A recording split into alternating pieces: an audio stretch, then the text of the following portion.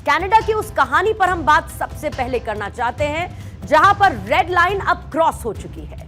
किसी भी तरीके की बातचीत पर तो काफी पहले ही पूर्ण विराम लग चुका था, लेकिन आज जो तस्वीरें पूरी दुनिया ने देखी हैं वो खतरनाक है।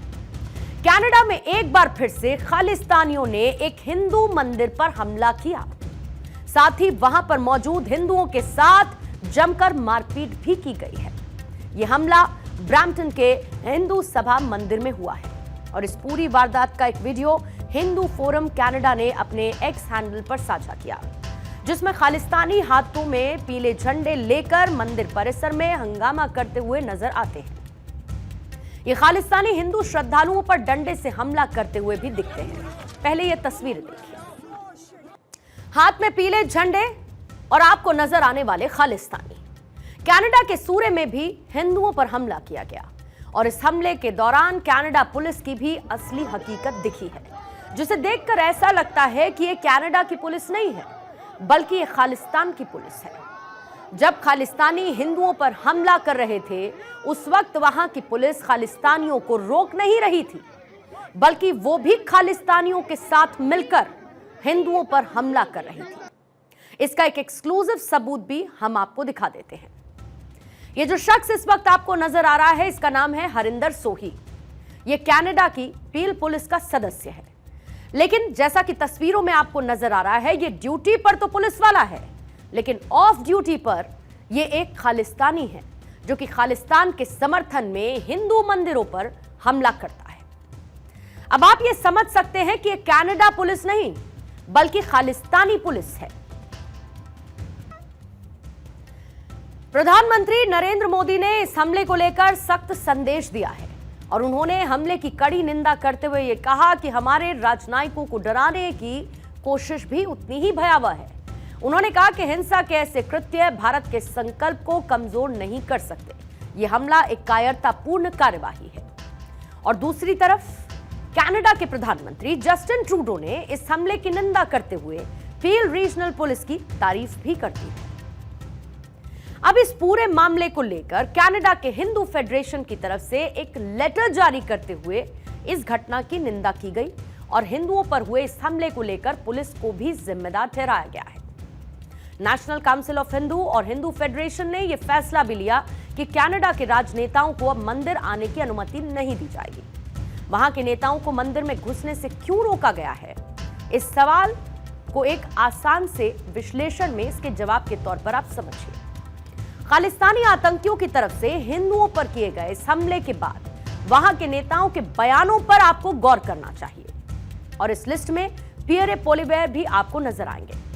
पियरे दरअसल कनाडा में लीडर ऑफ ऑपोजिशन है, लेकिन उन्होंने कनाडा में हुई इस घटना को लेकर बहुत ही सावधानी के साथ ये तो कह दिया कि वो इस हमले की निंदा करते हैं, लेकिन उन्होंने कहीं पर भी इस पोस्ट में खालिस्तानी शब्द का जिक्र नहीं किया है। ठीक ऐसे ही अर्पण खन्ना, अनीता आनंद, शिव मजूमदार, पैट्रिक ब्राउन, सोनिया सिद्धू, दीपिका दमेरिया, ये कनाडा के वो तमाम नेता हैं जिनके ट्वीट्स के स्क्रीनशॉट्स इस वक्त आपके सामने हैं और एक्स पर पोस्ट करते हुए इस घटना की इन्होंने निंदा तो की, लेकिन कहीं पर भी इस घटना के लिए खालिस्तानी आतंकियों को जिम्मेदार नहीं ठहराया या फिर कनाडाई टेररिस्ट को जिम्मेदार नहीं ठहराया है। कनाडा में हिंदू मंदिर और हिंदुओं पर हुआ यह हमला कोई पहली बार नहीं है। इसी साल की एक टाइमलाइन देखिए।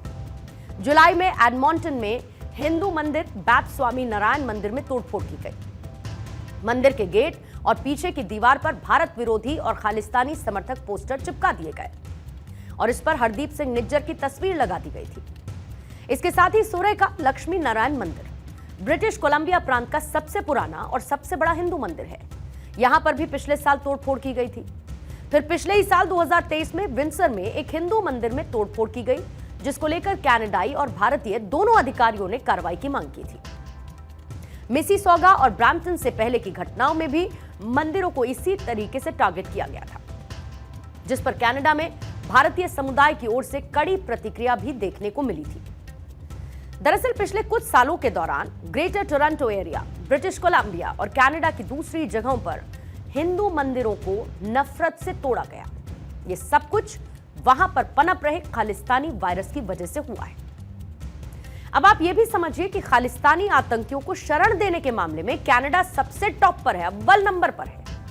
यानी कि साल 2013 से लेकर 2022 तक कनाडा में कुल मिलाकर 1291 खालिस्तानी आतंकियों ने शरण ली है। और भारत की राजधानी दिल्ली से करीब 10,500 किलोमीटर दूर ये आतंकी भारत को बांटने की साजिश रचते हैं। और शायद यही वजह है कि अब कनाडा में भी ये कहा जा रहा है कि बटेंगे तो कटेंगे, एक रहेंगे तो सेफ रहेंगे। सुन लो, अभी भी कह रहे हैं बटोगे तो कटोगे। अब ये एक हमला कोई हिंदू सभा पर नहीं है। ये मत सोचना कि हिंदू सभा के ऊपर हमला हुआ। ये हमला पूरे वर्ष में दुनिया में जितने हिंदू हैं सबके ऊपर है। आज समय वो आ गया जब आज हम लोगों को अपने बारे में नहीं, अपने आने वाली संतति के बारे में सोचना पड़ेगा। अब आपको इस बयान को दरअसल ऐसे समझना होगा कि कनाडा की जो पॉपुलेशन है उसमें हिंदू धर्म के लोगों की संख्या है 2.3% की, यानी कि 8,30,000 के करीब। कनाडा में सिखों की आबादी है 2.1, यानी कि करीब 7,70,000। अब आप ये सोचिए कि वहां पर हिंदू आबादी ज्यादा होने के बावजूद वहां की सरकार और विपक्ष के नेता खालिस्तानियों को लेकर एक सॉफ्ट कॉर्नर रखते हैं। वहां का पूरा एडमिनिस्ट्रेशन, वहां की सरकार हिंदुओं के खिलाफ नजर आती है, एंटी हिंदू नजर आती है। लेकिन खालिस्तानी उनके लिए लाडले बने हुए हैं। और ऐसा क्यों है? इसका सीधा सा जवाब है हिंदुओं में एकता की कमी। मतलब कनाडा में खालिस्तानियों के खिलाफ कार्रवाई करना मतलब राजनीति में सीधा नुकसान, क्योंकि ये सभी एक साथ एक होकर पार्टीज को वोट करते हैं, एक बड़ा वोट बैंक है। और वहीं हिंदू वहां पर अपने हिसाब से अलग अलग ढंग से वोट करते हैं, यानी कि वहां के हिंदुओं का वोट बढ़ जाता है। और यही वजह है कि कनाडा की सरकार हिंदुओं की उतनी फिक्र नहीं करती जितना कि वो खालिस्तानियों से प्यार करती है। अब श्रीमान ट्रूडो उनको एक ऐसा सुझाव देने जा रहे हैं हम, जो कि उनकी शराफत को और ज्यादा साफ तरीके से दुनिया के सामने रख देगा। मतलब यह कि अगर वो इतने ही शरीफ हैं और खालिस्तान के लिए खाली स्थान को भरना चाहते हैं, तो वो ऐसा वहां पर रहते हुए वहां पर भी कर सकते हैं। मतलब ट्रूडो चाहे तो बिना किसी लड़ाई झगड़े के कनाडा में भी खालिस्तान बना सकते हैं, क्योंकि कनाडा की कुल आबादी में सिखों की संख्या 1.4% की है और भारत में सिखों की संख्या 1.7% की है। यानी सिखों की आबादी में कोई ज्यादा फर्क नहीं है। कनाडा के ब्रिटिश कोलंबिया का कुल क्षेत्रफल है 24,46,852 वर्ग किलोमीटर। वहीं दूसरी तरफ भारत का जो पंजाब है उसका क्षेत्रफल है 50,362 वर्ग किलोमीटर का। और ब्रिटिश कोलंबिया वो जगह है जहां पर ज्यादातर सिख समुदाय के लोग रहते हैं। यानी कि अगर ट्रूडो खालिस्तान के इतने बड़े समर्थक हैं, तो फिर उन्हें ब्रिटिश कोलंबिया को ही खालिस्तान बना देना चाहिए। यह एक सुझाव है महाशय ट्रूडो के लिए। अब आप जरा यह सोचिए कि ब्रिटिश कोलंबिया में बना हुआ खालिस्तान इतना बड़ा होगा कि 49 पंजाब भी इसके सामने छोटे लगेंगे वर्ग किलोमीटर के हिसाब से। यानी कि उस आंकड़े को जो 50,362 भारत ब्रिटिश कोलंबिया के कंपैरिजन में आप भारत में हिस्सा देख लीजिए और उसको आप मल्टीप्लाई कर लीजिए 24,46,852 वर्ग किलोमीटर की तरफ से। यानी कि बहुत सारे छोटे छोटे पंजाब अगर आप मिला लेंगे तो इतना बड़ा ब्रिटिश कोलंबिया का क्षेत्रफल बनेगा। और अगर ब्रिटिश कोलंबिया को लेकर बात ना भी बने तो भी जस्टिन ट्रूडो को निराश होने की जरूरत नहीं है। हम उनके लिए एक और सॉल्यूशन लेकर आए हैं। हम उनके लिए और भी ऑप्शंस लेकर आए हैं, जिसमें ऑप्शन नंबर 1 क्या है?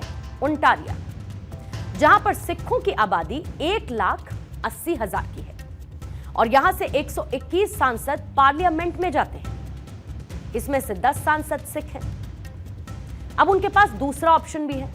दूसरा ऑप्शन है अल्बर्टा, जहां पर सिखों की आबादी 50,000 से ज्यादा है और यहां से भी 2 सिख सांसद पार्लियामेंट पहुंचते हैं। फिर क्यूबेक में सिखों की संख्या यानी कि उनकी आबादी है करीब 9,000 और यहां से भी एक सिख सांसद पार्लियामेंट जाता है। अब आप यह भी देखिए कि ट्रूडो बिना भारत से दूरी बढ़ाए खालिस्तान के इस खाली स्थान को आसानी से भर सकते हैं। वो कनाडा के उन स्टेट्स को खालिस्तान देश बना सकते हैं जहां पर पहले से ही सिखों की संख्या बहुत ज्यादा है। लेकिन समस्या यह है कि वो ऐसा ना तो करेंगे और अगर वो ऐसा चाह भी ले तो भी कर नहीं सकते हैं, क्योंकि खालिस्तान दरअसल पाकिस्तान का एक प्रोजेक्ट है। कैसे? यह है खालिस्तान अब पाकिस्तान प्रोजेक्ट। इसमें कुछ इंपॉर्टेंट पॉइंटर्स हैं जिनको मैं पहले आपके सामने रीड आउट कर देती हूं। ये टेरी मेल्सवी लिखते हैं कैसे यह है प्रोजेक्ट पाकिस्तान का। इसमें सबसे पहली लाइन ये लिखी जाती है, extremist animated by Pakistan seek to destroy history and betray the vast majority of Sikh who live in peace and freedom. यानी कि खालिस्तान के विचार को कनाडा में कैसे विटामिन की गोलियों से स्वस्थ रखा जा सकता है, इसे आप इस रिसर्च पेपर से समझ सकते हैं।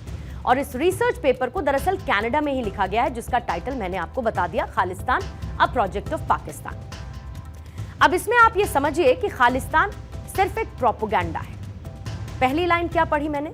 इसमें यह लिखा है, extremist animated by Pakistan seek to distort history and betray the vast majority of Sikh who live in peace and freedom. आपके लिए मैंने स्क्रीन पर भी उसको हाईलाइट कर रखा है। फिर इसके बाद मेल्सवी की जो रिपोर्ट है वो क्या सजेस्ट करती है? Should be essential reading for any who wish to understand Pakistan influence in guiding the Khalistan proposition in perversion of a Sikh faith and its ongoing campaign of extremism and terrorism in two of the world important democracies. इसके बाद इसमें एक और important line है जिसमें लिखा जाता है, in Khalistan, a project of Pakistan, veteran journalist Terry Melsby reveals the concept of Khalistan as a project of Pakistan designed to subvert the national security of both Canada and India. यानी कि सबसे बड़ा अगर किसी का role इसमें नजर आता है तो वो है पाकिस्तान का।